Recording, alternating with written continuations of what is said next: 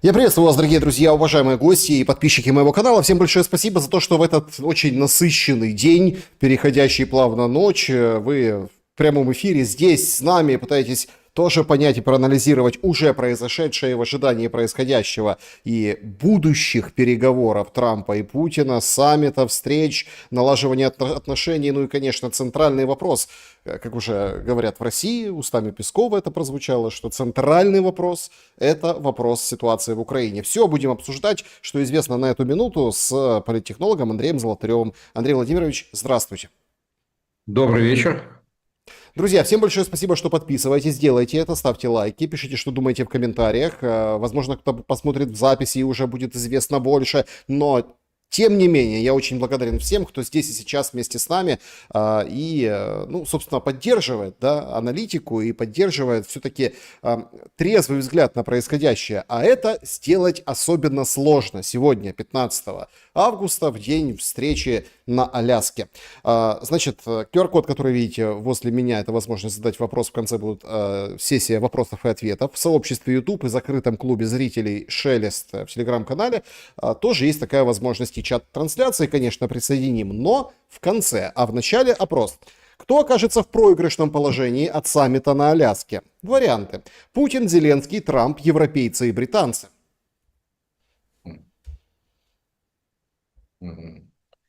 Я думаю, Зеленский плюс европейцы. Ну, коалиция стремящихся на Аляску. Ну, сегодня, знаете, вот это... на самом деле ажиотаж жуткий. Начался день с того, что Лавров приехал в майке СССР. Да. Значит, все обсуждают, а как там размещаются российские журналисты, ели котлеты по-киевски в самолете. Путин в полете сейчас в эту минуту, он побывал в Магадане, то есть его уже, как пишет пресса, ожидается, ну, такой торжественный прием. Трамп лично будет встречать его у трапа самолета, то есть все очень и очень на высоком уровне. Менялись делегации, составные вот эти пятерки, и потом оказалось, что от Соединенных Штатов 16 человек приедут посмотреть Путину в глаза. В общем, ажиотаж нешуточный. Но я вам так скажу, оптимизм излучают новости о том, что лось забрел на базу, где будут встречаться Путин и Трамп. Знаете, все такие серьезные, все очень серьезно все это воспринимают, но когда вот такие новости появляются, это какой-то такой все равно человеческий хороший знак. Чего вы ждете от Ну, саммита? да, ну вот это же не Гризли. Вот Гризли бы действительно стоило бы опасаться. Ваши Там, ожидания, да. да, много живности водится. Ну, наши ожидания, да, я начну с анекдота. Путин в переговорах на Аляске. Предлагаю обсудить три вопроса. Обмен земель. Донецк, Луганск, Запорожье, Херсон. Одесса для выхода к морю и коридор в Приднестровье. Второе. Денацификация Украины. И третье. Возврат Аляски. Трамп. Аляска, сэр. Ну, даже Байден не додумался бы отдать Аляску. Это была бы худшая сделка и полный провал. А я думаю, я делаю только лучшие сделки, огромные, победные. Все это знают. Поверьте, Путин. Я так и знал, что по первым двум пунктам возражений не будет. Ну, собственно, так переговоры и пройдут, судя по всему. Да. Ну, есть, да, часть экспертов считает, что обо всем стороны договорились о каких-то глобальных вещах, а тут уже, как говорится, уже на финишной дистанции, уже встреча с лидерами. И да, ну, для Киева, я думаю, плохая новость в том, что Келог практически полностью выброшен, и, ну, как мы видим, едет Витков, но Келога и близко нет. И едут те люди, которые о деньгах. Дмитриев, с одной стороны, Витков и Лютник, министр торговли. Но это так, конечно, наводит на определенные мысли. Но, судя по всему, не стоит ждать, если да, будет к утру, к 5 утра, когда примерно закончится эта встреча, будет понятно относительно, будет ли второй акт мобилизационного балета, встречи там через неделю, как предполагается, и если это такие тристоронняя будет внесена уже в график, тогда, да, действительно уже можно будет говорить о том, что это американский план прекращения войны, рассчитанный там на до 1 октября, что он будет запущен в действие. Пока говорить о чем-то рано. Но над Киевом сегодня, как вы видите, летает беспилотник. А это такой вестник того, что сегодня летает, а завтра прилетает Искандер или крылатые ракеты или шахеды.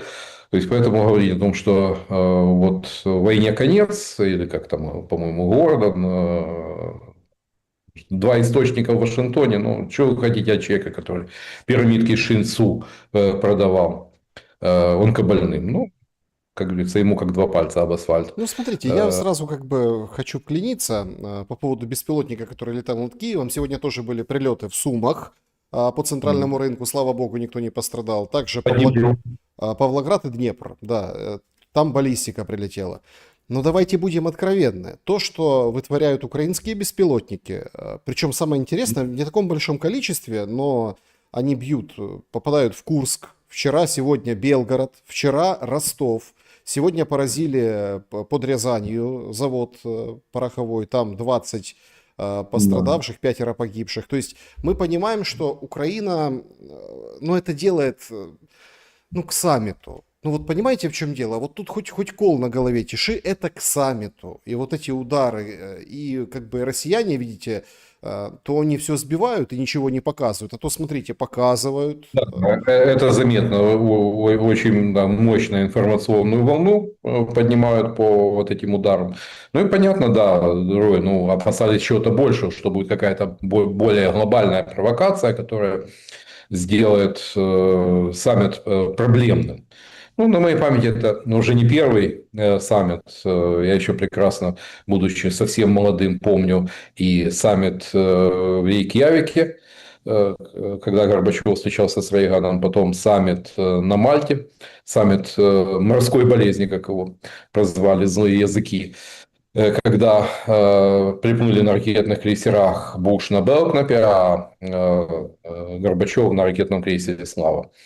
И на Мальте проходили переговоры. Ну, само место, оно имеет, безусловно, символический характер, учитывая то, что это бывшие российские владения, которые за 7,5 миллиона рублей золотом втюхали американцев. И тогда за это приходилось платить взятки и откаты. И за эту сделку президента Джексона, который сел в Белом доме после убийства Линкольна, ну, все было непросто. Но, тем не менее, что дальше было, мы хорошо знаем. И золотая лихорадка, и то, что действительно сегодня Аляска – это один из штатов, где добывается нефть, уже черное золото. Поэтому встреча в Анкоридже, да, действительно, она может стать событием века, поскольку тот глобальный поворот, который произошел после саммитов в Рейкьявике и Мальте, ну, мы хорошо помним. Я хотел бы, что... смотрите, ну, давайте, чтобы мы прошли Да. более-менее корректно эту историю. Да, действительно, ожидали куда больших провокаций, причем с обеих сторон. Но тут же очень важный момент. Смотрите, выходит Зеленский буквально, ну, нетипично рано, потому что он там проводил совещание с СНБО, с Ермаком, там, с Свириденко. В общем, все собрались, Стефанчук, и вот обсуждали как бы дипломатию. На протокольных фотографиях с этой встречи на нем лица нет, на Зеленском. Ну, а для видеообращения он так немножко как бы бодрится. Ну, актер, что поделать. И он сообщил о том, что, ну, давайте так, что нет никаких сигналов о том, что война заканчивается, о том, что надеемся только на Америку, именно на силу, к которой прислушается Кремль, и говорит о том, что вот смотрите, удары россиян, разведка и дипломаты ему постоянно докладывают, в общем, война будет продолжаться. Однако удары, ну вот смотрите, Зеленский не берет же паузу, наоборот наращивает последнюю неделю удары по российской территории. Показать, что хоть какие-то силы, но есть, то есть, что можно... Я просто, вот смотрите, я просто к демонстрировать. чему? Я просто к тому, что Зеленский говорит одно, что мы за прекращение войны, за прекращение огня, за все прекращение, а делает другое, делает ровно наоборот. А что Ну, а что-то другое, что мы за войну, нет, до победного конца нет. Но сегодня это уже не продается. А то, что слово и дело ну, расходятся по расходящимся направлениям, ну, это, по-моему, с этим дело привычное. Я просто к чему? Вот. Я к тому, что тут же задача какая? Предположим, гипотетически, если верить там Трампу и этим всем глобалистским СМИ, которые говорят о том, что Трамп будет добиваться прекращения огня, ну тогда же должны последовать приказы. Ну вот, например, Путин приказывает прекратить огонь, например, да, и Зеленский должен приказать то же самое. И тут возникает же сразу следующий вопрос механизма контроля и, ну вот, как, чтобы придерживались стороны этих приказов. Насколько сейчас это возможно, потому что российская армия наступает на полных парах. Сегодня минус еще один населенный пункт. Срезать выступ, который там пробили рывком, маршем 10-15 километров туда, в районе Доброполья, не получилось. Хотя, правда, сейчас пытаются насыпать хоть Перекрестивая какие-то, информация. ну, хоть Да. какие-то позитивные новости сейчас пытаются насыпать. Например, то, что в Покровске ни одной ДРГ, представляете? Я посмотрел, прослезился. То есть Покровск уже как бы безжизненное пространство практически, да, а там нет ни одной ДРГ, все десантники зачистили. Вот вам к саммиту хорошая новость. И все крутится Ну, вокруг этого саммита. к сожалению, у нас очень часто военное руководство занимается пропагандой вместо объективной информации. Ну, ой, как правило, когда этим часто и густо решат, это заканчивается потерями и большой кровью. То есть это прописная истина, но тем не менее ее упорно игнорируют. Очевидно, чтобы не портить настроение руководству, политическому руководству и обывателю. Но то, что на фронте все неблагополучно, ну, Кратевич, по-моему, уж тяжело заподозрить в том, что он каким-то чужим нарративом, о том, что он не знает ситуацию. Ну, он охарактеризовал, кажется, в выражениях обсценной лексики то, что происходит там, под Покровском. И, увы, то, что произошло под Доброполем, это то, о чем мы не раз в эфире говорили, это дефицит пехоты, то, что боевые бригады сточены, и рано или поздно это приведет к чему-то плохому. Ну, вот это плохое случается. Да, туда бросили первый корпус на Нацгвардии Азов, вроде бы там там пытаются срезать эти заячьи уши, но мне кажется, что эта вот тактика тысячи порезов по фронту, она будет продолжаться, и в конце концов в какой-то момент столкнемся с тем, что на угрожающем направлении не окажется этих резервов, и кризис перерастет из тактической неудачи в оперативно-тактический. Ну, мы уже видим, что и продвижение вчера там более 100 километров за сутки. То есть это и динамика за июль более 500, это рекордный показатель. Поэтому все пока выглядит очень плохо. И да, нет ни малейшего аргумента у Путина останавливать боевые действия, ибо он уверен в том, что все, кажется, идет по плану. Все хорошо, военная удача на их стороне, на стороне России. И, соответственно, если остановить, если пойти на полное прекращение огня, возобновить наступательные действия будет очень непросто. Ну, наверняка такие аргументы приводят и военное руководство. Но уехать, ну, разочаровать Трампа не может. Скорее всего, будет предложен какой-то паллиатив в виде воздушного перемирия или энергетического перемирия, ну, что вполне Кремль устраивает. Но до полного цисфара, как говорит Трамп, полного и всеобъемлющего, ну, я пока не вижу предпосылок. Если это случится, это будет действительно чудом. То есть, как бы минимальный, мизерный шанс. Надо понимать. И когда некоторые, ну вот Алексей Арестович говорит о том, что Путин удивит жестами доброй воли, ну это, знаете, блажен, кто верует. Ну, вполне вероятно, да. Надеяться на это нет смысла, но сможет ли Зеленский удивить отступлением, например, с Донецкой области, или то, что будет называться выводом войск? Потому что здесь же очень тоже интересная история. Вот позавчера Политико опубликовала требования. Понятно, там репарации, понятно это все как бы, да. Но там же как? Территориальные обмены, ну то, о чем говорит Да. Трамп уже который день, Они вот после полного прекращения огня, следовательно, мы так понимаем логику, прекращают огонь, и ВСУ выходят из части Донецкой области, Да. а там Харьковская, Запорожская, Харьковская, Днепропетровская и Сумская Да. области уходят россияне. Потому что сегодня, простите, когда сейчас мы перейдем к саммиту, там интересные подробности самой встречи российско-американские, но когда украинская сторона сейчас диктует, там, вот это выдает на гора, и как зачистили село какое-то приграничное в Сумской области, оттеснили за государственную границу противника. Но мы, простите, пожалуйста, мы понимаем, что это означает, что эти договоренности потихоньку, ну, могут и исполниться, или нет? Знаете, ну, не так давно мы наблюдали, как стремительно поменялась позиция президента относительно независимости антикоррупционных органов. Там можно гадать, что внесло решающую лепту, то ли информационная волна, то ли картонно-матерный Майдан, но факт остается фактом. Позиция изменилась. Точно так же и здесь. Учитывая то, что степень субъектности страны, где, ну, скажем так, собственные доходы не покрывают и половины расходов бюджета, и уже в этом году дыра по Минобороны в несколько миллиардов долларов. Вот, с одной стороны, с другой стороны, и поставки вооружений и боеприпасов ну, до сих пор благодаря доброму дяде Сэм.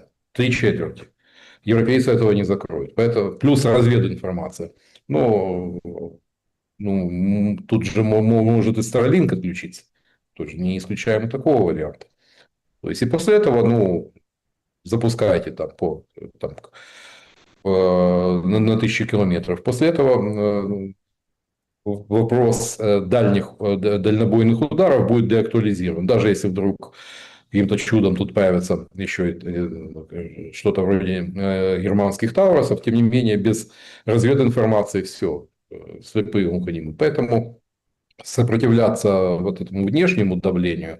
Ну, Зеленский не Нетаньяху, который мог поставить Байдена на игнор и запустить операцию в Газе, но тем не менее, ну, все-таки у Израиля с финансами получше, экономика работает, работает военно-промышленный комплекс, и ну, израильтяне не бегут толпами из страны. А здесь, как мы видим по Доброполю, банально, ну, оборонительные сооружения, да, там были, но полевого наполнения не было. То есть, банально там снялась очередной батальон теробороны, просто снялся Ну, с это, кстати, позиции. такая тенденция, знаете, это когда Ну, сначала как бы проблема, потому что дырка на уровне роты, да, потом это все укрупняется, укрупняется, и мы сейчас подходим к периоду, что если будет дырка, сейчас дырки на уровне батальона, а когда будет дырка на уровне там какой-то бригады, то вот все, пиши пропало, то есть тут уже дальше, ну, как бы Азовом тут всем дальше не на десятки заткнешь. километров. Дальше на десятки километров. Хотя Малюк Ну, говорит, что Белецкий держит чуть ли не весь фронт,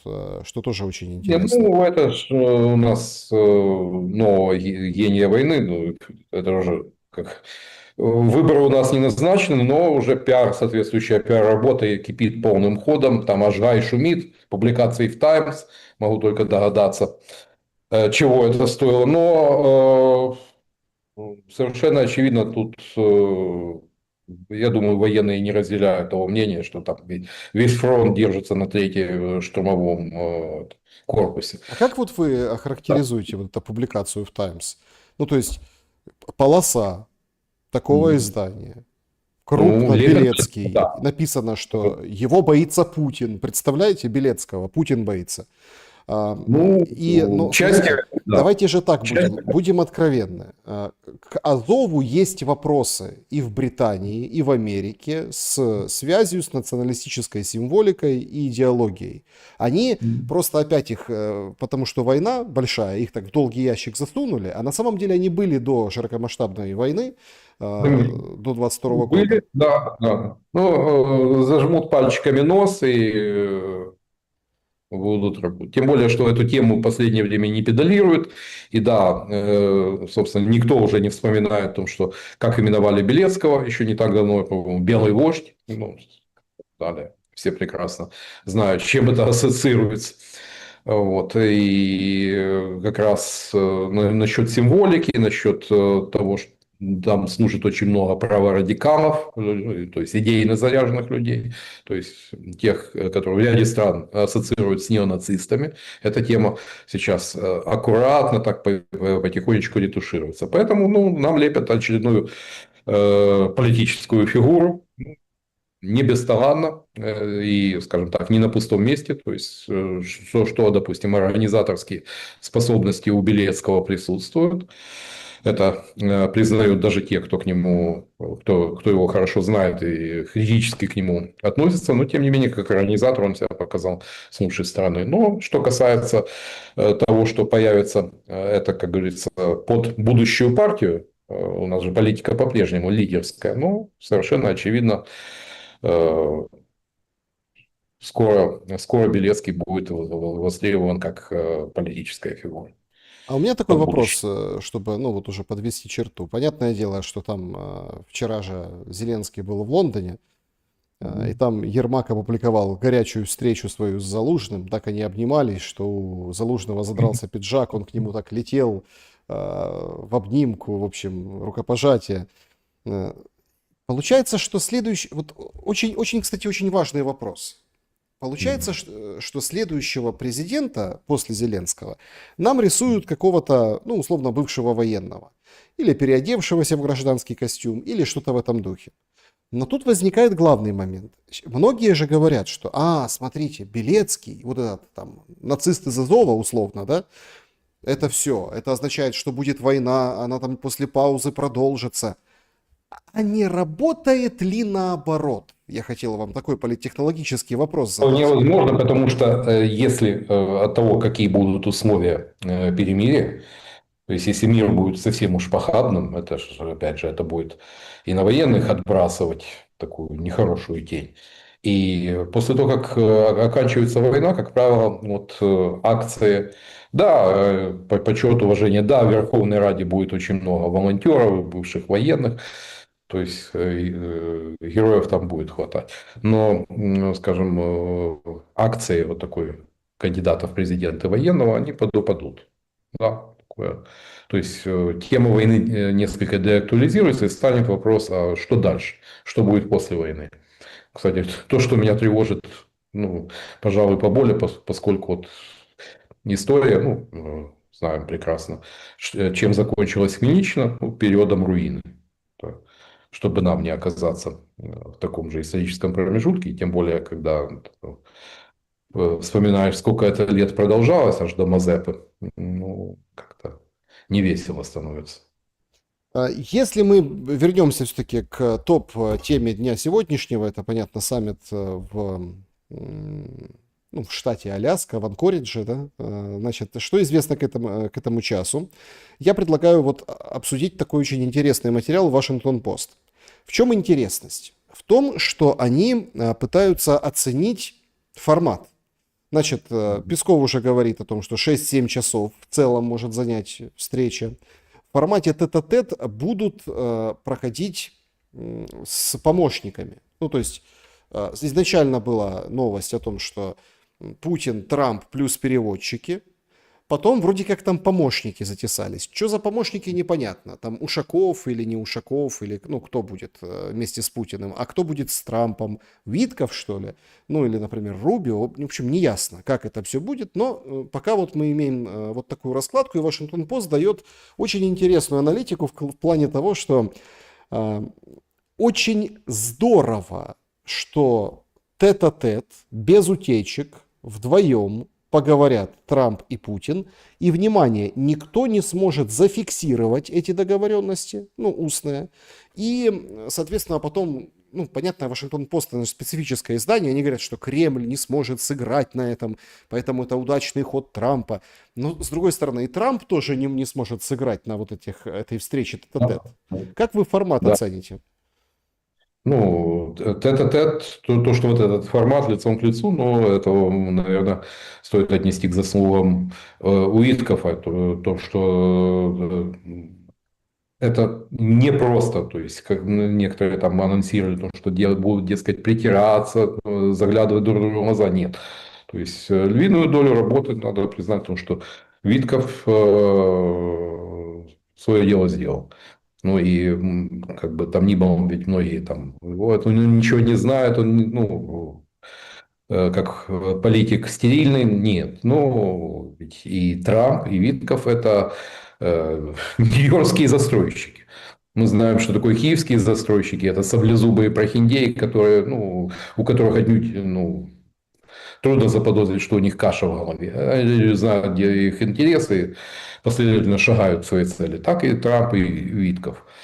Учитывая то, что Витков в свое время оказал серьезные услуги Трампу как переговорщик, сняв проблемные фигуры, договорившись с Хейли, договорившись с Десантисом, которые могли создать проблемы для Трампа по ходу избирательной кампании и праймерис. Ну, надо сказать, что договариваться, вести переговоры Витков умеет. Может быть, он не посвящен во многие нюансы, может, он не знает, неудивительно, что касается многих нюансов по Украине и России, но как переговорщик он достаточно силен.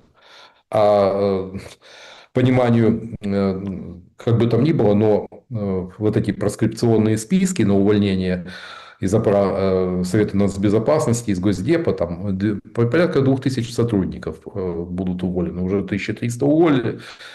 Среди них немало тех, кто как раз занимался проблематикой России и Украины.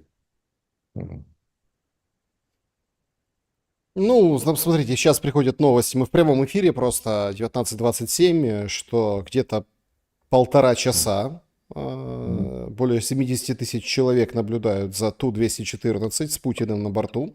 Борт вошел в воздушное пространство Америки. Там произошла смена, потому что до Америки сопровождали истребители российские, потом как бы Да. передают борт под контроль американским, ну, под охрану, да, вот, американской стороны. В общем, скоро будет приземление борта с Путиным. Интересно, что помимо всего прочего, и это нужно тоже отметить, вы так Виткофа отметили, ну а если оценить вообще делегации, слушайте, 16 человек при формате сначала 5 на 5, потом быстренько поменяли, ввели и министра торговли, и Бессента, министра финансов, то есть Витков... Это о деньгах. А это значит, что есть, что уже о чем-то договорились. Что уже не просто так же появилась вот эта тема редкоземельных металлов, разработки редкоземельных металлов на Аляске. Не просто так.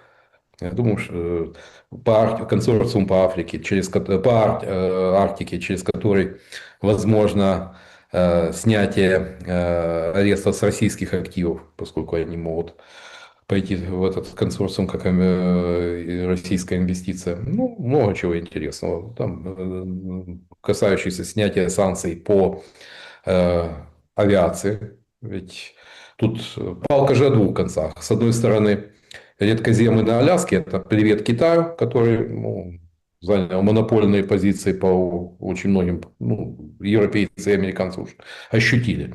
И это как бы работает на разрыв. Я думаю, в Пекине это не понравится. А с авиацией, ну, у Боинга, обратите внимание, дела идут из рук вон плохо. Это ж... А с другой стороны, если дать возможность России приобретать Боинг, запчасти, обслуживание, это подспорье, вполне в духе МАА. Make America Great Again. Интересный аспект, значит, тоже, если так сопоставить вот эти пазлы и попытаться их сложить, сообщили сегодня в CNN, что главнокомандующий силами НАТО в Европе Гринкевич прилетел в Аляску. Причем на Аляске он будет встречаться с Трампом и Хексетом, главой Пентагона, перед встречей, ну, с россиянами, перед самим вот этим саммитом. Примечательно, что Хексита вообще не должно было там быть, и только Да. сегодня он там появился. До встречи на Аляске, до сегодняшнего дня, она начнется, эта встреча, буквально через пару часов, что как бы вот волновало. А контингент американский в Европе, вот в Польше, например, что с ним будет? Уйдут, останутся. И вот эта вот встреча, по-моему, очень интересна, потому что, опять-таки, этой Аляской мы возвращаемся к довоенной, ну, имею в виду большую войну, да, между Россией и Украиной, довоенной конфигурации требований России по безопасности в Европе. Вот об этом вся будет Аляска. Ну, собственно, трамписты не раз поднимали вопрос, и сам Трамп, о сокращении американского военного присутствия в Европе. То есть, вполне возможно, да, не одномоментно. Этого не будет, но постепенное сокращение численности это вполне, и, возможно, это тоже будет обсуждаться как один из шагов со стороны Соединенных Штатов. Как говорится, Трампу важно что-то предложить, как говорится, и тут должна быть взаимность в этой ситуации. В том числе сокращение американского военного присутствия. Зачем Трамп, когда все ждали, что в самолете, уже находясь в воздухе, в полете со своей, ну, с Белого дома до Аляски, он будет звонить европейцам, Зеленскому, а он взял Лукашенко, позвонил. С чего вдруг? Ну, наверное, показать в том, что продемонстрировать в том, что и такой канал коммуникации есть. Тем более, что он принял приглашение Лукашенко посетить Беларусь. Вот. Но обратите внимание, какой там достопочтенный, ну, это же как-то для многих в Киеве это, ну, многих в Киеве это наверняка шокирует. Даже. Иначе как последним диктатором Европы Александра Григорьевича не называют. Вот, и тем более сообщник Путина и так далее. То есть только в негативном свете. А тут Трамп звонит и демонстрирует о том, что оказывается. Но я думаю, в корпорации Chevron у них сегодня наверняка будет доброе настроение. Ведь не будем забывать о том, что пути там, поставок энергоносителей из России идут и через Беларусь. Возможно, там что-то в этом плане и обсуждалось. Мы можем пока только гадать, но, судя по всему, разговор был, скажем так, вполне доброжелательным и уважительным друг к другу. Интересно, что тоже такой интересный аспект, вот в этом про Боинг отметили, да? Да. Ну, то есть 3 Ил-96, 2 Ил-76, 1 62 Ил, плюс сейчас вот тот, на котором летит Путин, за ним все следят на флайрадар, буквально онлайн. Это все как бы российские самолеты туда полетели. То есть это тоже ведь какой-то определенный символизм. По поводу открытия авиасообщения, примечательно выглядит, что до 20 августа вообще сняли США все ограничения с российских действий, все санкционные ограничения, ну, для того, чтобы обеспечить визит, то есть все для визита было открыто. Да, там. Некоторые шутят, что можно карточкой расплатиться, там, этой российской карточкой там где-нибудь в районе Анкориджа на заправке или там где-нибудь. Не знаю, как в Анкоридже, в Турции, там сложности. Ну вот до 20 числа сняли все, Да. собственно, вот эти ограничения. Да. Но самолеты, ну, Ил-62, сколько, это 60-х годов машина, ну, более 60 лет. Да, классно, достижение советской инженерной мысли, но уже такой лохматых годов. Ил-82, я студентом был, когда на Воронежском авиазаводе там выкатывали их, начало 80-х. Все-таки, а где этот суперджет сухой, там, МС-21, как-то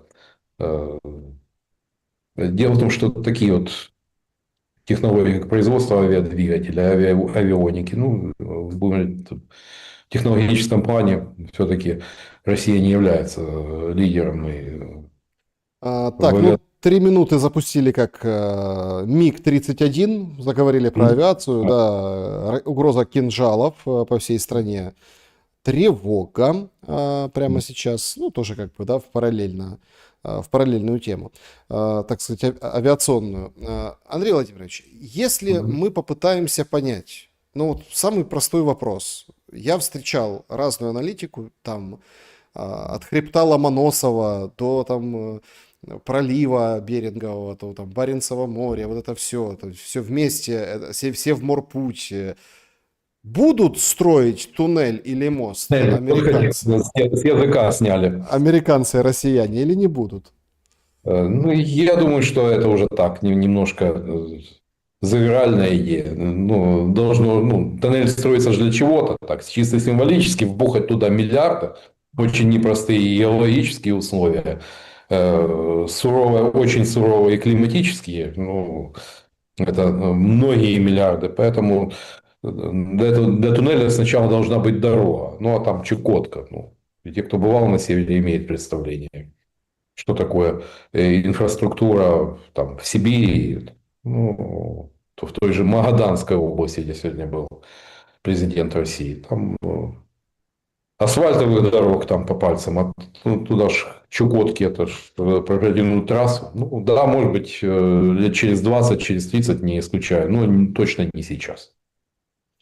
Сейчас Да, это абсолютно завиральная идея. вроде как полетела курсом на Киев ракета сейчас в эти минуты, да, вот 19:37, туда Черниговская область, и вроде как упала на Черниговщине, пишет. Ну, в общем, это нужно все проверять, потому что давайте так, все ждут определенных провокаций. Даже россияне написали, определенная будет провокация вот в Чугуеве, наши сказали, это все вброс, Да. ну, с большим количеством жертв. Это сейчас очень и очень нужно, да, вот в эти минуты. Но судя по выражению лица Зеленского, все плохо. Видимо, Ну, в Ми-6 не разрешили ничего предпринимать ну, архи-супер. Ну, в всяком случае, британские юридические компании потихоньку там готовятся помогать снимать аресты с российских частных активов. Я думаю, там нос по ветру держит, как бы там ни было. А Владимир Александрович прекрасно понимает, ну, выражаясь его словами одного его бывшего, кажется, отца-содержателя Игоря Валерьевича Коломойского, касса впереди. Бери все, что хочешь, но касса впереди. Поймали И Трамп. положение, да. Цуксванг, классический цуксванг. Выбор между очень плохим и ужасным. Для Поймали него лично. Трампа в самолете, где он летит сейчас в полете, да, передали, так сказать, видео и общение с журналистами. Я хочу определенных вещей. Я бы хотел прекращения огня. Европа тут ни при чем. Европа не может диктовать, что мне говорить. Да. Но они будут включены в этот переговорный процесс, как и Зеленский. Уже на следующем этапе, да. Но я хочу Да. увидеть прекращение огня в кратчайшие сроки. Не знаю, произойдет ли это сегодня. Я буду недоволен, если сегодня этого не произойдет, сказал он на берегу самолета. Ну, правда, мы идем к прекращению огня? Но опять-таки, США и Россия не перестреливаются. Это нужно Да. понимать. Пока вот что моя интуиция говорит, слишком много политики и слишком мало компромиссов до сего момента. А, как правило, ну, на таком фоне ожидать каких-то судьбоносных результатов очень тяжело. То, что если договорятся до следующего этапа, возможно, да, но, скорее всего, сначала будет какой-то паллиатив. Ну, Трампу же важна личная цель. 10 же октября Нобелевский комитет будет собираться. А тут вряд ли у кого-то из других потенциальных номинантов такой представительный состав тех, кто выдвинул. Премьер, лидер Азербайджана, Армении, премьер Израиля, премьер Камбоджи, президент Габона и так далее. То есть там такой солидный список. Тем более, что один из его авторитетных для Трампа президентов, Теодор Рузвельт, получил в свое время Нобелевскую премию мира. И тут еще утереть нос Обаме. Вот. Кстати, за что получил Теодор Рузвельт Нобелевскую премию мира? Ну, помните? Потому что как раз вот 120, ровно 120 лет, как в Портсмуте, то американский город, был заключен Портсмутский мир. Россия разгромно проиграла русско-японскую войну, то есть ни одной победы на суше и гибель двух тихоокеанских эскадр, по сути, значительная часть флота погибла. То есть в этой ситуации условия мира могли быть очень тяжелыми для России. Ну, помятуя о Крымской войне, но как раз случилась сенсация. Америка, которая до сих пор, Соединенные Штаты Америки, не воспринимались как глобальный геополитический игрок, правили бал Британская империя, Франция, Германия, Российская империя, но не Соединенные Штаты. Да, это была богатая, стремительно развивающаяся страна, но на глобальном уровне только-только, вот, как говорится, вкус к империалистической политике только вот после победы над испанцами на Кубе, аннексии Филиппин, ну, по сути, вот десятилетия еще не прошло. И тут стала сенсация то, что Соединенные Штаты выступили модератором. Да, очень удачный момент. Япония, да, победила, но она экономически была и финансово предельно истощена. И Витте, премьер России, сумел, кажется, выторговать вполне сносные условия мира. Да, Россия потеряла Южный Сахалин. Южный Сахалин отказалась от амбиций, претензий на Корейский полуостров, но никаких репараций, контрибуций и так далее. То есть вполне сносные условия. Правда, и Витте за такой мир тоже критиковали, называли Витте полусахалинским. Но Теодор Рузвельт вполне заслуженно получил Нобелевскую премию мира. Вот. Ровно 120 лет тому назад. Да, что, как вам кажется, нам готовят, ну, какие-то земные вещи, да? Вот сейчас опять Ну, возникает тема обмена территорий. так или Один иначе, говорит Трамп. пока, если бы ситуация была обратная, ЗСУ наступали, российские войска теряли квадратные километры территории, ну, это были бы, можно было говорить о сильных позициях. Для нас ситуация, ну, что так или иначе дело движется к потере тех 30% Донбасса, которые на данный момент Украина контролирует. То есть это, скорее всего, будут подталкивать к тому, что смириться с неизбежным. Ну, видите, уже официально там военные украинские говорят, что Покровск, Мирноград это уже не опорники. Опорные теперь пункты это Краматорск и Славянск. Это уже как бы Да. Там официально. только военные вот что говорят, потому что оставить Славянск и Краматорск, просто так выйти в поле и в леса, зацепиться там не за что. А там, как бы там ни было, но там урбанизированная застройка, плюс, кажется, довольно много фортификаций, и выбить оттуда, ну, ЗСУ будет крайне непросто для россиян. Поэтому, то есть, Насколько нам следует ожидать политических условий, которые будут обсуждаться? Смены власти в Украине. Ждать на Аляске? ну, Такой знаете, термин. учитывая то, что такой Трамп жесткий материалист, то он же как, либо ты часть решения проблемы, либо ты часть самой проблемы. То есть, если Владимир Александрович пойдет в отказ, ну, Трамп уже прошелся по поводу, там, воевать Конституция не является препятствием, а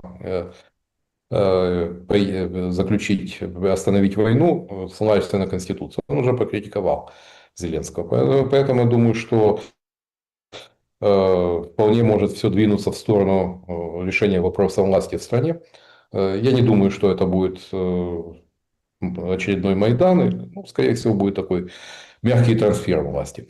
Учитывая нашу зависимость от Соединенных Штатов, это, я думаю, это такой вполне вопрос такого практического толка.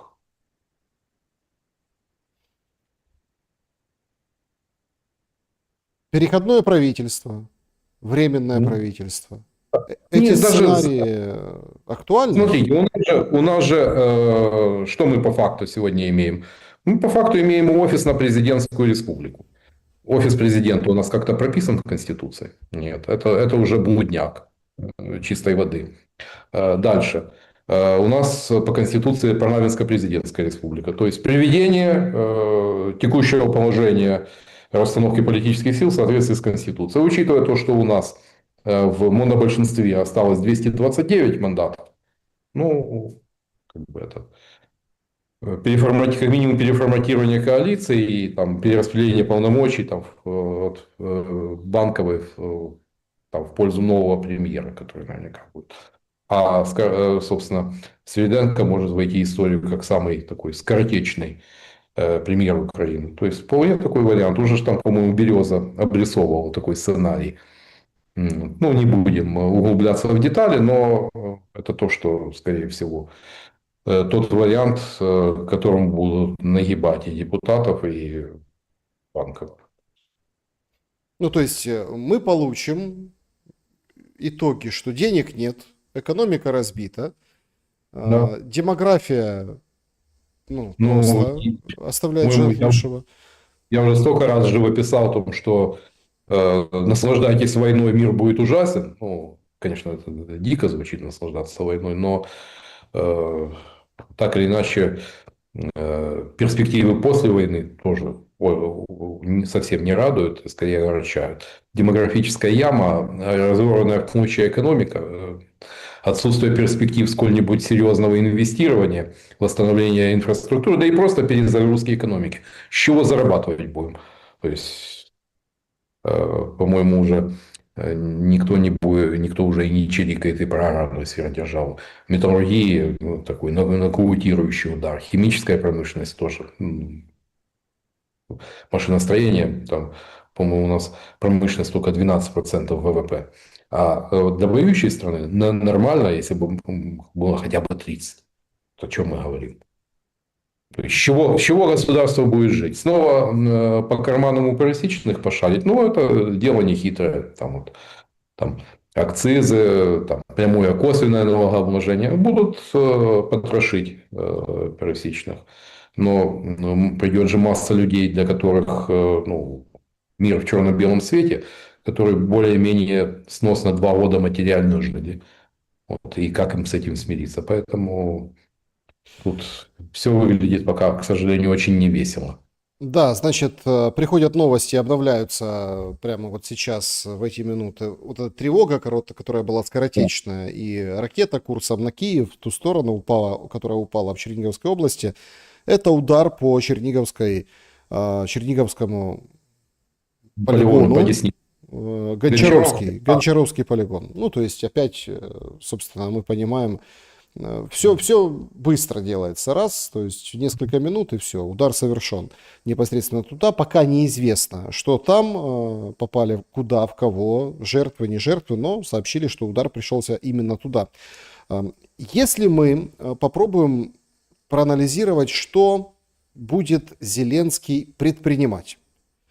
Очень дико как-то выглядели его обещания всех отпустить до 22 лет за границу. Знаете, вот когда начинаются такие обещания, это верный признак того, что приближаются выборы. Ну, видимо, есть надежда у Владимира Александровича поучаствовать. И он хочет именно как президент, не как сбитый летчик.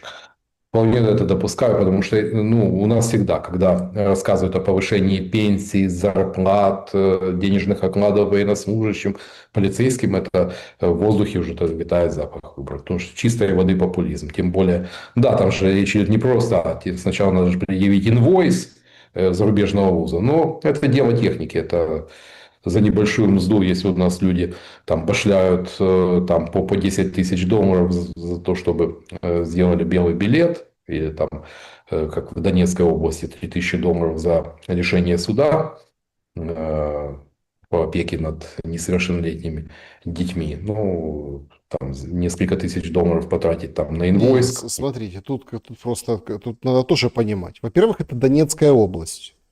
Все прекрасно понимают, да, не хотят воевать с Донецкой области. Это Я даже не во-первых. углубляюсь в нюансы, я просто то, Нет, что... там очень интересные нюансы. Там Да, папа и мама разводятся фиктивно. да.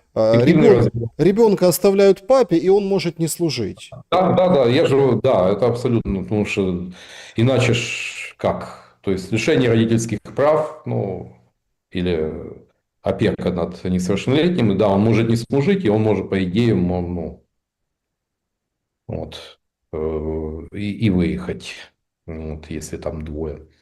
Но, знаете, как шутят злые языки, что надо сделать на следующий день после того, как откроют границы? Знаете, залезть на высокое дерево, чтобы не затоптали. Вот. Увы, но тут еще один момент. На Банковой определенное время витали иллюзии относительно того, что молодежь – это их электорат, и то, что это потенциальная база поддержки Зеленского, слуг. Но картонно-матерный Майдан эти иллюзии развеял, а плюс еще и встреча ну, неудачная, мягко говоря, встреча с Ермака со студентами, которые там собирались по правилам Chatham House Rules, законам Chatham House, где дискуссия о том, чтобы не выносить, не получилось. Не получилось, и ну, выглядел, откровенно говоря, очень слабо глава офиса. Ну, естественно, тут надо что-то предложить взамен. Кажется, ну, вот. Пошли навстречу 18-22-летним. Но это ж обещать не значит жениться. И тем более, что он будет обращаться там же к премьер-министру и так далее. Ну, это, это уже пошли предвыборные, как говорится, маневры в чистом виде. Да, значит, интересно, CNN пишет о том, что спецпосланник президента Трампа Кит Келлог очень хотел принять участие в Так, саммите. ну, он пропал с радара совсем. Очень хотел принять участие в саммите, но его не включили в делегацию. По словам высокопоставленного чиновника из администрации Трампа, российская сторона рассматривает его как симпатизирующего Украине. Киеву, из-за чего его присутствие Да, может быть контрпродуктивным. Ну, как бы да, отодвинули. Но он очень да. хотел. Ну, вот как-то так Ну, получилось. ну, без Рубио, ну, Рубио, конечно, ну, симпатизирует Украине, но делает это куда как более деликатно, а тем более Келлог, его дочь, ну, откровенно топят за ту повестку, которую в Вашингтоне называют повесткой Байдена. Это явно сегодня не ко двору команде Трампа, и ну, поэтому он как бы и фактически отстранен от дел. Факт, факт. То есть тут с этим спорить тяжело. То есть не он сегодня задает тон, явно.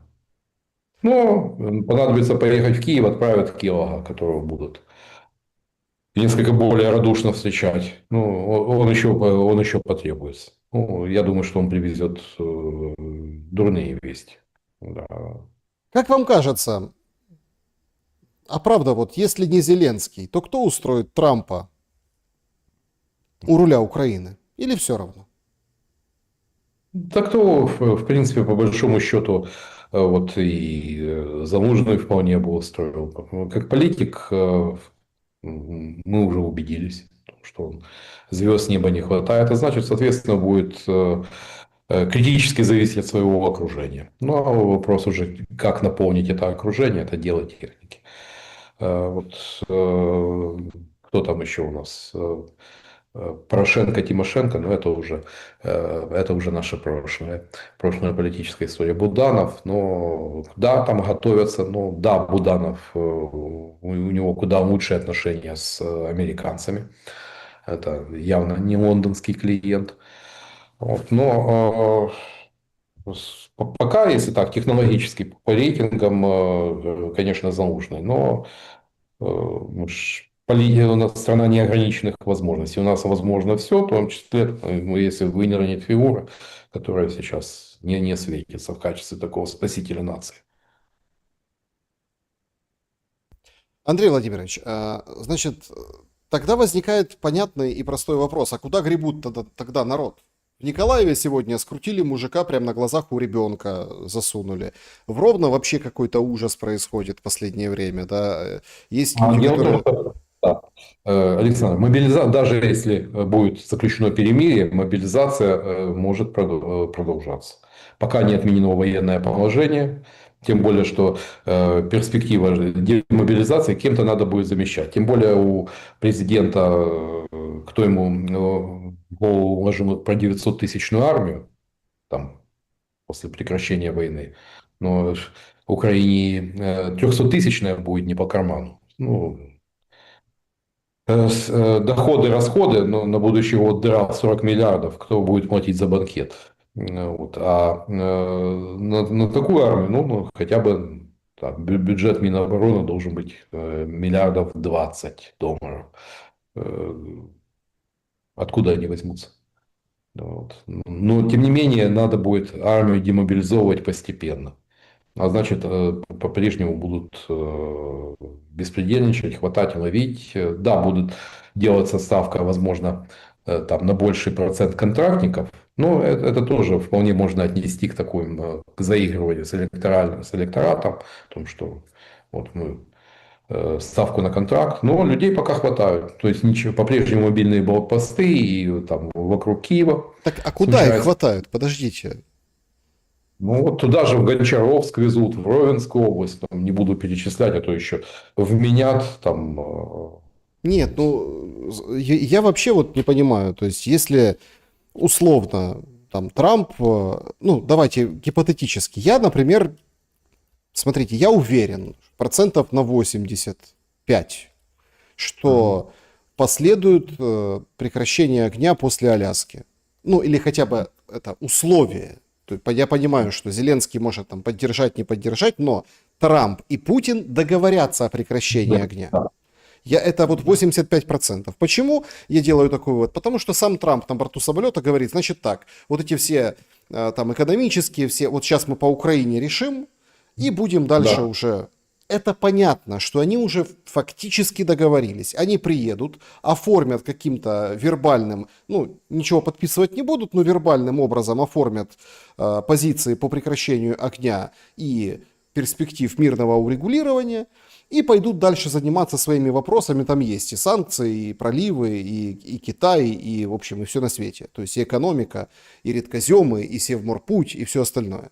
И, что очень важно, стратегического наступательного вооружения договор. О нем сам лично Путин сказал перед отлетом из Москвы. То есть мы понимаем 85%, что это будет на мази. Но тут же возникает другой момент.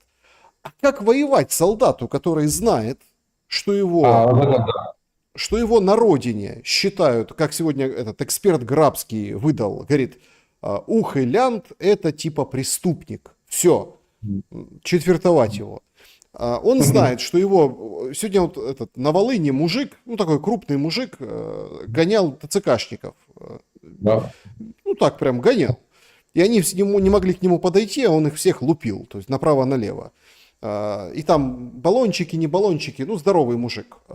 И вот это вот этого мужика, да, вот его завтра призовут, он 1,5 месяца не отучится, а уже будет прекращение огня и выход на мирный трек. Ну, у нас и так мы видим ту ситуацию, то, что предчувствие там, возможного перемирия, оно ну, у армии, которые не выигрывают войну точно, оно является деморализующим фактором. За что воюют? То есть гибнуть, когда дело проиграно, ну, желающих мало. Это и так. И у нас не только же про ухилесов речь идет, ну, те, кто просто уклоняется, а у нас еще и дезертиры. Это так у нас эвфемизм СЗЧ, а на самом деле ну, называется дезертирство. У нас дезертиров, по-моему, по оптимистическим оценкам порядка 250, по пессимистическим там называют до 500. Это больше, чем армия любого европейского государства. И тут ответственность за это разделяют как военное руководство, которое относится к военнослужащим как к бесправному расходному материалу, так и политическое руководство, которое ну, не сумело реализовать свой проект «Краины мрій», то есть вместо «Краины мрій», в которую украинцы захотят вернуться, ну, реалии таковы, что это страна, из которой люди хотят сбежать. Будем говорить, как оно есть. То есть, соответственно, это ведет к тому, что значительная часть тех, кого отправляют в учебные центры, они дезертируют еще там до распределения в боевые части. Там до трети бежит. Значит, друзья, давайте подведем итоги нашего сегодняшнего опроса. Ну, я просто хочу, тут можно добавить еще, конечно, вот эту историю там с русским языком, тоже вот Нет, очень так это ж интересно. естественно. Вот я всегда говорю, у меня такое ощущение, что там закрытым указом Путина, там, кто там у нас антицерковные законы продвигал, Княжицкий, там, сотоварищи Еленскому, героя Российской Федерации. Вот так посреди войны вбивать клинья в общество, ну, это или идиот, или враг. Ну, в том числе и вот эти наши языковые. Новая шпрехенфюрерша тоже того же разлива. Давайте подведем итоги нашего вопроса. Кто окажется в проигрышном положении от саммита на Аляске? 2% считают, что Трамп хозяин саммита, 5%, что Путин, 35% европейцы и британцы, и 58% это Зеленский. Зеленский Ну, проиграл сегодня. Вы согласны? ну как, за чей-то счет же все такие вещи всегда происходят. То есть, за чей счет гуляют? Ну, естественно, европейцы будут и геополитическое влияние терять, это совершенно очевидно, нести экономические издержки, ну, а мы платим и кровью, и территорией, и экономикой. Друзья, значит, переходим к вашим вопросам. Пишите свои вопросы в чате трансляции, но для начала перейдем в клуб, закрытый клуб зрителей Шелеста в Телеграм-канале. Оттуда позадаем, потом сообщество YouTube. И, конечно, всем большое спасибо за то, что поддерживаете лайком, добрым словом в комментариях наш сегодняшний эфир. Тут из новостей, конечно, что патриарх Кирилл помолился за Путина перед встречей с Трампом. Это, конечно, очень интересно. Очень много интертеймента. Я считаю, это хорошо. Ну вот, если так оценивать информационные потоки, которые генерируют, причем и россияне, и американцы, давайте так говорить. Ну Много да. вот интертеймента, то есть такого развлекательного, там чего-то, деталей, подробностей, что-то такое там, вкусненькое, фишечки такие Ну, какие-то. ну хорошо, хоть хейта там практически нет. Вот уже это, как говорится, без языка ненависти. Это уже немножко, как говорится, наводит на сторону, как говорится, оптимизма. Да, значит, ну тоже интересно, что официальный ТикТок американского канала Fox News отреагировал на жест Путина с возложением цветов к монументу героям Алсиба. Монумент этот установлен в честь летчиков-героев, которые ленд-лиз Перегоняли, возили. перегоняли самолеты, это Алсиб, ну, перегоняли эти Бостоны А-20, Б-25 и Аэрокобры. И вот интересная подпись у Fox News. Люди стали забывать, кто был нашим союзником во Второй мировой войне. Ну, такой. Да. Ну, я думаю, что да, Мединский расскажет о том, что мы без Соединенных Штатов бы выиграли войну. Ну, там другой авторитетный историк говорит о том, что, ну, аккуратно, о том, что не в таком объеме, мол, все равно, ну, кажется, наиболее трудный период выстрелили. Ну, скажу, что на минуточку треть парка ВВС Красной Армии составляли как раз ленд-лизовские машины. Ну, а на чем была построена мобильность танковых армий, механизированных корпусов? Тот самый Студебекер, который не пришелся к двору американской армии, но был востребован Красной армией. А взрывчатка, станки, ну, башня для Т-34, чтобы, ну, уже там, чтобы туда приспособить 85 миллиметров пушку, которая могла бы бить тигры и пантеры, ну, кольцо башни, ну, на американском станке точно. Даже Значит, пуговицы штамповали в Чикаго бойцов Красной Армии. Цветной же металл. значит, поехали к вопросам зрителей. Из клуба зрителей тут Вячеслав задает, будет ли вообще в мир, в принципе, а Алла задает вопрос, хочет ли Золотарев такого мира в том виде, как его сейчас рисуют, без 4 областей, Крыма и в статусе проигравших. Ну, понятно, такого мира не хочется, но все равно лучше плохой мир, чем хорошая война. И лучше 10 лет переговоров, чем один день войны. Вот, ну, понятно, что у меня нет иллюзий, потому что, ну, войну на истощение, изначально считал, что это авантюра, это, как говорится, потенциал страны не выдержит, плюс та система общественных, социальных отношений, правовых отношений, которая сложилась в Украине, она не располагает к этому. Ну, как говорят в народе, бачу ночью еще купувал. Сообщество YouTube. Добрый день. Вопрос. Если первая встреча Путина и Трампа состоялась в США, вторая встреча, на это намекает МИД России, состоится, скорее всего, в России. Может ли эта встреча пройти в Ялте, что будет символично, с отсылкой на встречу лидеров прошлого века? Поедет ли в Ялту Зеленский? Спасибо, Дмитрий.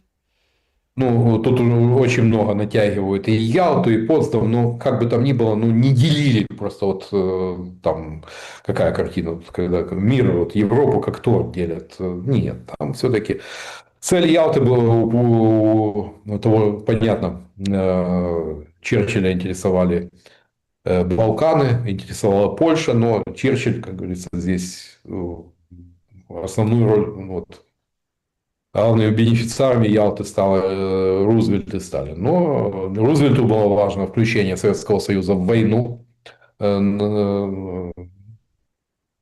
поставив на игнор пакт о ненападении с Японией, помочь Соединенным Штатам добить Японию, что Советский Союз и сделал. В свою очередь, ну, то, что там дележ, но, извините, это исходили из, как говорится, из реально существующей на тот момент Красная Армия оказалась в 70 километрах от Берлина. Зашла уже перевалила через Карпаты Словакии. Вот. Прошла Югославию. И, собственно, боевые действия уже велись в Венгрии, это рукой подать до Австрии, до них. Поэтому исходили из существующих условий. Ну и когда рассказывают про то, что это была там, дескать, слили демократию, ну, посмотрите, ну, Греция, которая отошла в зону, в сферу британского влияния, чем какая там демократия, там основную тяжесть борьбы с нацистами вытащили на себе ну, коммунистические партизаны, но тем не менее потом благополучно их перестреляли, посажали в тюрьмы на длительные сроки, а к власти вернули короля, и там очень долго в Греции не было никакой демократии. Угу. Петр. Британский Петр, может ли государство быть суверенным, когда близкие родственники львиной доли государственных мужей живут за границей и имеют иностранное гражданство? Вопрос по обеим враждующим сторонам. По определению, ну, где хранятся деньги, где хранятся активы, это касается и равной степени как Украины, так и России. Но в Кремле Путин быстро понял, что ему необходимо немножко, ну, этот процесс незавершенный, национализировать олигархию. Ну, Ходорковский не даст соврать. Вот. А в Украине, ну, у нас наш политический бизнес-бомонд работает в Украине вахтовым методом и смотрит на страну как на ресурсную территорию, населенную безропотными аборигенами, которых можно безнаказанно грабить и гнобить. Ну, вот так. А где их дети учатся, посмотрите. Можете назвать кого-то из наших топов, чьи дети там в окопах. Вот. Поэтому трудно рассчитывать на суверенитет, если политическая элита, она экстерриториальна. Вопрос Александру Андрею. Учитывая исторический контекст деятельности лиц, финансируемых Западом для дестабилизации СССР и ситуацию с современными иноагентами, например, Латыниной, пятая колонна, получавшая крупные выплаты из-за рубежа. Как вы считаете, сыграла ли подобная деятельность решающую роль в распаде СССР? И можно ли рассматривать поведение нынешних иноагентов как предательство национальных интересов и стремление угодить западным интересам? 21 век, видно каждый бакс, а иноагентам приходят спикерам по 500 тысяч евро за русофобские визги. Да. Это ли предательство? Ну, там не только это одно из направлений. Вот. Не люблю это слово. Русофобия, это которое пошло гулять с легкой руки там, Шафаревича, ну, одного из идеологов российских националистов. Но это тоже, как говорится, входит в меню, но Знаете, я отвечу грубо, кто девушке платит, тот ее и танцует. Вот. А в развале СССР это не сыграло решающую роль. Поверьте, все-таки любая власть, она валится изнутри. И проблемы развала СССР – это проблемы внутри, когда в союзных республиках и, с одной стороны, Ельцин хотел убрать Горбачева, ну а лидеры союзных республик хотели, ну, стать полновластными хозяевами, то есть не без оглядки на Москву, что и произошло. Поэтому не диссиденты развалили Советский Союз. Да, они их услугами пользовались, равно как и потом они заняли место и в украинском политбомонде. Тот же Левко Лукьяненко под послом уехал, послом в Канаду. Но власть всегда сыпется изнутри. Да, вот в эти минуты сейчас заходит на посадку борт Путина. 163 тысячи человек следит за этим действом. А, Слушайте, Ну, откуда делать. вот эта вся история? Да. Гордон до Но сих пор разгоняет, что Путин выйдут и арестуют его прям там на трапе. Не, ну, Гордону прошелестеть это что как два пальца об асфальт. По-моему, это уже станет именем нарицательным. Ой, значит, а, добрый вечер. Вопрос Виталий задает. Перед саммитом на Аляске, кажется, все лидеры друг другу позвонили. А звонок Путина и Си состоялся? Заранее спасибо за ответ. Похоже, не. Я думаю, что Си не очень рад саммиту на Аляске, переговорам, поскольку Китай, который в 2022 году фонтанировал мирными инициативами, помните, китайский мирный план, вполне благополучно адаптировался к войне и извлекал из нее немалые выгоды. И более того, он заинтересован в продолжении. Ведь пятилетка модернизации Народно-освободительной армии Китая, она еще не окончилась, она к 27 году. То есть, и пока руки и ресурсы Соединенных Штатов связаны, ну, отвлекаются на Украину, то не до Тайваня. Не до Тайваня. А к чему-то ж Китай готовится. Строительство флота. Ну, поплыли уже не только авианосцы, но и ракетные и подводные лодки с баллистическими ракетами вышли на дежурство. То есть, товарищи Си готовятся к возвращению Тайваня в родную гавань. Вот. И, ну, вспомним 1950 год. Мао Цзэдун хотел добить уже Чан Кайши и Гоминдан, готовился к десантной операции. Но тут началась Корейская война. Ким Ир Сен решил воссоединить Север и Юг Кореи. Вот. Закончилось плохо, практически полным разгромом северокорейской армии, загнали их до реки Яму, границы с Китаем. И, ну, конечно, Мао пришлось отправить миллион китайских добровольцев на спасение народной власти в КНДР, но уже стало уже не до Тайваня. Вот. Поэтому Китай, вот эта ситуация продолжающейся войны вполне устраивает. Он успешно продает дроны россиянам, продает комплектующие, которые попадают в Украину. И покупает, имеет возможность закупать с хорошим дисконтом энергоносители в России. Поэтому ему, ну и явно, как говорится, вот этот, как говорится, то, что перспектива того, что Путин и Трамп найдут общий язык, явно Пекину, как говорится, это не вписывается в вот эту фабулу обезьяны, сидящей на холме и наблюдающей за схваткой двух тигров. Ну, вообще, конечно, странные какие-то заявления звучат. Ну, разные. Смотрите, есть депутат Виктория Гриб такая. Ну, смотрите, есть депутат Анна Скороход. Она говорит о том, что вполне себе договоренности вообще как бы отстаньте с этим конституционно, неконституционно. Если решат и примут историческое решение, Трамп и Путин, то проведут. Зеленский подпишет, парламент все проголосует на раз-два. На крайняк, если сильно нужно будет, референдум сварганят какой-нибудь и подтвердят все.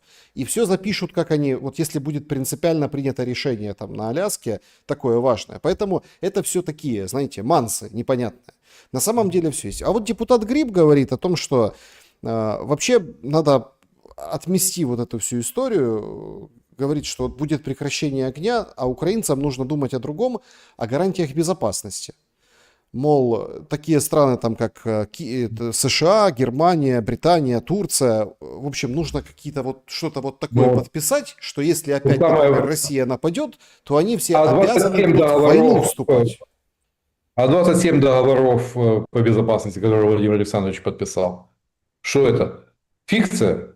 Туфта? Ну, понятно, депутат Гриб, это все-таки не хедлайнер в нашей Верховной Раде. А вот что касается скорохода, отмечу одну особенность. У нее хорошие завязки конфидента как раз у трампистов. То есть привечают ее там. И, ну, как говорится, возможно, вот с позиции реалполитика она говорит. Ну, правда, ее за это и на Банковой очень не любят, и там через подофисные телеграм-каналы передают приветы, там в кавычках, но тем не менее скажем, в Вашингтоне конфиденты у него есть и инсайдер. Александр задает вопрос. Андрей, как вы считаете, насколько возможно, что сейчас на Аляске Трамп с Путиным будут рассматривать вариант, где на уступки пойдут две стороны? Это как территория уступок, будет как некий аналог Дейтонского соглашения, где и по сей день есть такая должность, как верховный представитель по Боснии и Герцеговине, с очень широкими полномочиями, и при этом это даже гражданин другой страны, Германии. Да. Не, ну думаю, что с Украиной пока ситуация, ну, Дейтон нам пока не грозит, но то, что могут выдвигаться политические требования, которые тут перевернут доску, вполне допускаю, но любые переговоры, в ходе, если такая известная юриспруденция формула do des, даю, чтобы ты дал, то есть должен быть какой-то компромисс, взаимные шаги, иначе это не переговоры, а капитуляция. То есть и это вот на Аляске в Анкоридже точно не будет. Чат трансляции, то есть вопросы вживую. Руслан спрашивает, вы после 60 пойдете защищать Неньку? Ну, знаете, по-моему, я не гонюсь за контрактом, мне пока есть на что жить. Да, меня, как говорится, стараются некоторые лишить хлеба насущего, там вносят стоп-листы, я там персона нон грата на определенных каналах, которые чутко прислушиваются к мнению сверху, но последний кусок хлеба я не доедаю. Ой, ну это, Чтобы конечно, тут наоборот, как это, все 60 лет воспринимают как какой-то дембель на самом деле. Ну так. и меня другое, то есть вопрос не защищать. Ну, знаете, вот что напрягает, это гибрид концлагеря с сумасшедшим домом. Ну, вот это напрягает. Иногда хочется, как говорится, и отбежать на безопасную дистанцию. Значит, вопрос касается, ну, то есть Зеленского... Александр спрашивает, Зеленский приедет в роли комика стендапить на Аляску?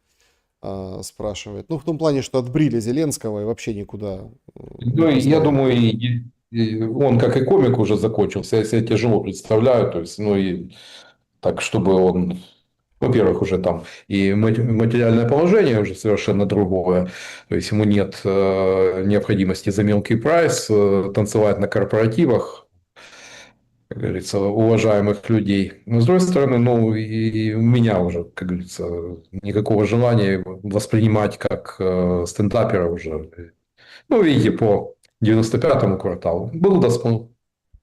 Это да. Александр Старченко, здравствуйте. Как вы думаете, учитывая растущую силу КНР и спадающую силу США, Россия и США заключат какие-то стратегические соглашения против КНР, которые нацелены на сиюминутную выгоду? Не на сиюминутную выгоду, а лет так на 15-10.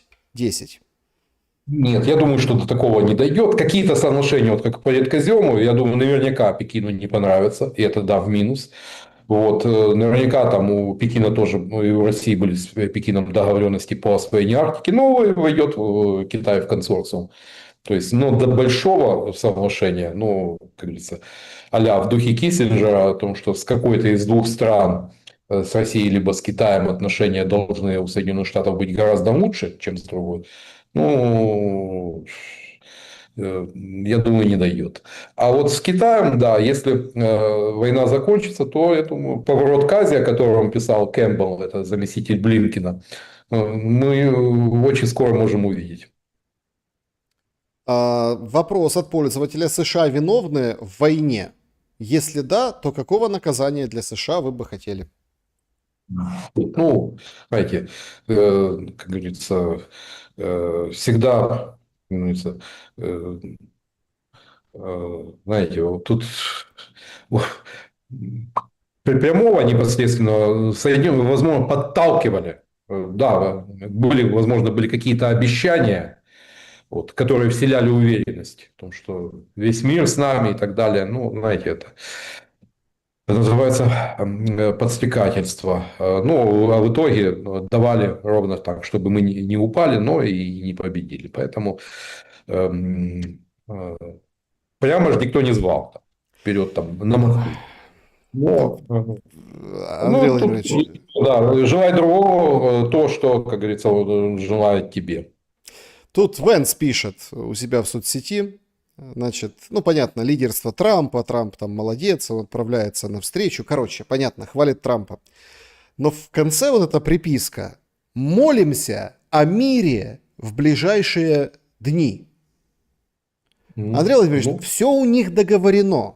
Вот мне тут, я высказал эту мысль, а мне я, тут... я был бы рад ошибиться, но мне кажется, все-таки будет паллиатив, сначала воздушное перемирие тоже. То есть Путин уже, ну, россияне же, российские обыватели уверовали в полную безоговорочную победу. То есть, а тут так, ну, взять и Ну, остановить. ну взять, а как? А так и делается политика. Почему? Ну, это же так и Не, есть ну просто.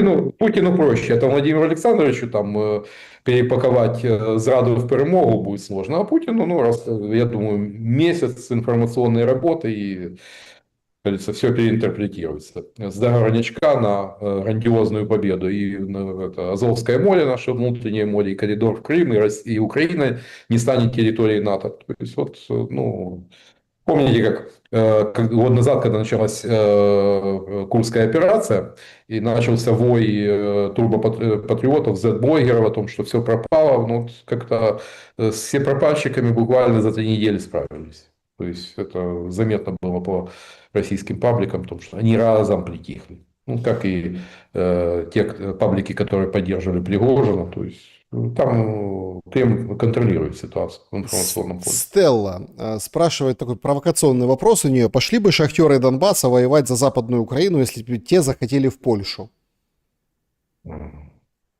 Вряд ли. Вряд ли. Смотря кто, опять же, как шахтеры Донбасса тоже не горели желанием и воевать против Украины, но методы мобилизации, с которых ну, в 22 году украинцы смеялись, когда там людей отлавливали по улицам, ну, там и филармонию в полном составе отправили там, штурмовать Мариуполь. Ну, знаете, над кем смеетесь, над собой смеетесь. Все это вернулось в Украину. Вот. Просто так, ну, я думаю, что не шахтеры Донбасса не пошли. Другое дело то, что все это культивировалось в течение 20, ну, практически 20 лет, вот этим противостоянием там, Донбасс – это бездонная дыра, это там сепаратисты и так далее. Ну, так в итоге и потеряли и Донбасс, и как потеряли Крым, но не желая видеть очевидного. Ведь проблема не в там, пророссийских крымчанах. Если мы посмотрим, 97% сотрудников крымского УДО, а там ну, как бы изменили присяги, 90% сотрудников крымского главка СБУ изменили присяги. Ну, у военных там чуть поменьше процент. Ну, тоже 2/3. Так о чем мы говорим? Аза спрашивает, Южная Корея пригласила Путина на саммит АТЭС осенью. Неужели союзники США в этом регионе меняют политику по отношению к России? Я думаю, Южная Корея, она занимает такую аккуратно сдержанную политику. Ну и внимательно следит за откуда ветер дует. Я говорил о том, что лондонские юристы вдруг что-то озаботились проблемой снятия арестов с частных российских активов. Вот. И то, что Южная Корея так поворачивает в сторону сотрудничества, это тоже такой маркер. Там чуют, откуда ветер дует. Чуют то, что Трамп не настроен на ужесточение санкций. Потому что Трамп хочет торговать, а не воевать. Ну, соответственно, делают выводы в Сеуле.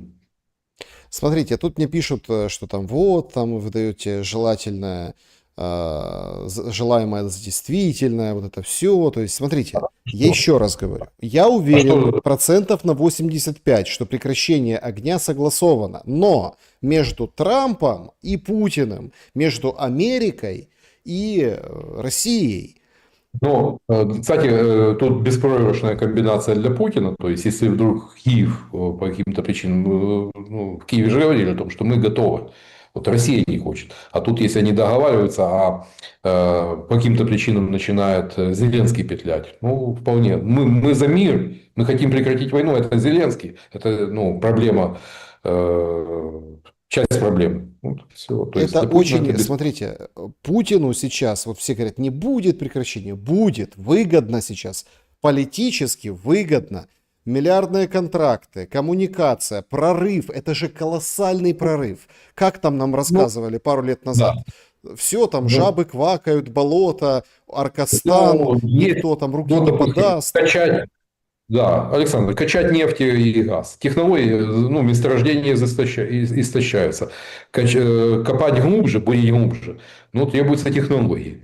Технологии где? На Западе. Какие компрессоры, какая фирма компрессоры газодобытчикам Нет, смотрите, поставляет? тут Siemens. нет, дело не в То этом. есть много Объявить о том, что Путин и Трамп договорились о прекращении говорит. огня, можно. Да, Следующий же шаг это будет с Зеленским. Ну, то есть, да. это же как И первый и шаг. обеспечить это на линии фронта. Потому что постреливать, даже если вдруг там, и договорятся и трехсторонне о том, что да, прекращаем, все равно постреливать по линии фронта будут. То есть, чтобы И это было смотрите, и тут очень столкновение. важно, понимаете, почему Зеленский расстроен? Вот люди могут не понимать.